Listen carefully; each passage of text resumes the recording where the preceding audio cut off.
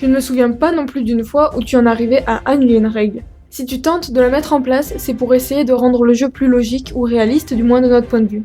Mais ce n'est pas que du nôtre, puisque ces derniers temps on voit apparaître dans les règles officielles de la V8 et de la V9 des équivalents aux règles du patch. Tu ne t'en souviens pas car ce n'est en fait jamais arrivé. En effet, il y a toujours derrière une intention de se rapprocher de quelque chose de plus réaliste ou au moins logique, que ce soit en termes de ressenti ou de raisonnement scientifique.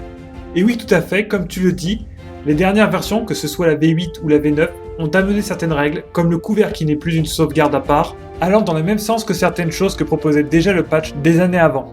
Voire parfois, ce sont exactement les mêmes règles que Warsword qui ont été ajoutées dans les règles officielles.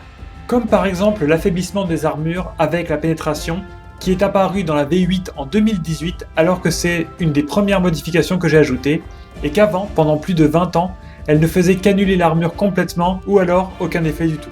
D'une certaine manière, ça valide ces idées dans le patch. Oui, et cela permet pour certaines de les retirer de Warsword et de ne plus avoir à les argumenter puisqu'elles sont officielles, ce qui est quand même bien pratique.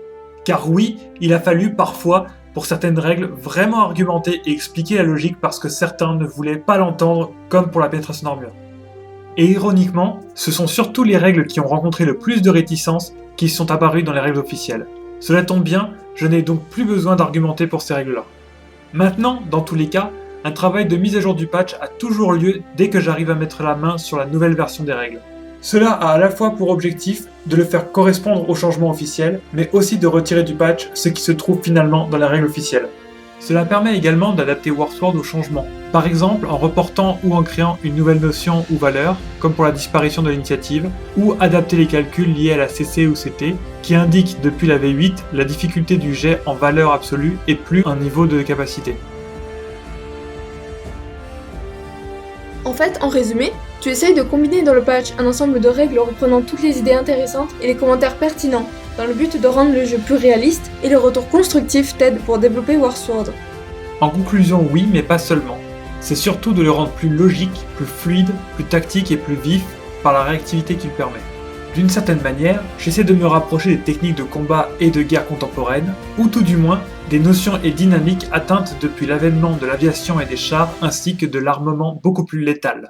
Ainsi pour Warsword, il est question d'un patch dont les débuts remontent à presque 10 ans, qui a été travaillé, retravaillé et validé par l'expérimentation à divers niveaux comme tu le fais remarquer, entre autres beaucoup par les retours constructifs. Nous allons donc maintenant terminer cette vidéo et préparer la série de présentation de Warsword.